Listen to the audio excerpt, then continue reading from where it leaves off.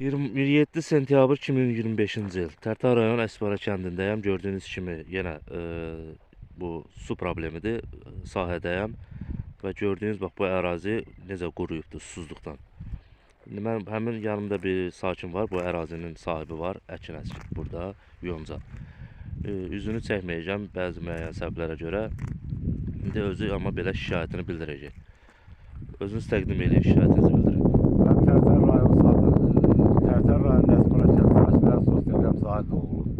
Mən bildirirəm ki, yazdan indiyənə Murad Zenalovun işçiləri tərəfindən yəni belə bir çıxılmaz bir vəziyyətdə qalmışıq. İndiyənə qədər bu 3-4 ay ərzində bugün verəcək suyu, sabah verəcək heç bir su verilmədi. Ona görə də yerim yanmış vəziyyətdədir. Yəni burada indən sonra da verilən sudan, sulanan sahədə məhsuldarlıqdan söhbət gedə bilməz. Xahiş edirəm, mənim təzminatım ödənilsin. Yəni mən heç kiminlə ədalətim yoxdur, heç bir narazılığım odur ki, mənə su verilməyib, sahəm məhv olub gedib. Yəni təsərrüfatımdan yararlana bilmirəm. Xahiş edirəm, mənim təzminatım ödənilsin. Başqa dövlət qurumlarına müraciət eləmisiniz?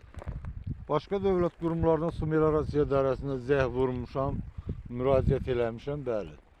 Yəni su meliorasiya bildirmisiniz də, Bəli, bəli. prokurorluğa müraciət eləməmisiniz? Eləməmişəm, amma eləyəcəm. Çox gözəl.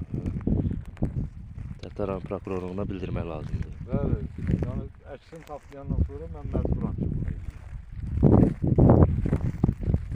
Əziz dəyərli dostlar, gördüyünüz kimi baxın.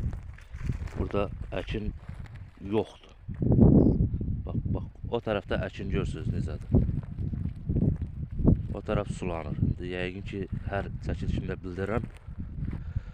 Əlavə pul ödənilməsə, artıq pul ödənilməsə, yəni bax su verilmir. Su verilməyəndə də bax belə bir vəziyyət yaranır. Artıq neçənci kənddir ki, bax belə sahələrdə çəkib paylaşıram. Hamısının da səbəbkarı su meliorasiyanın rəhbəri Murad Zenalovdur. Bax o gələn gündən bax kənd cəmaatı sudan əziyyət çəkir. 30 il torpaq Qarabağ ermənində olanda bax belə əziyyət çəkmirdik.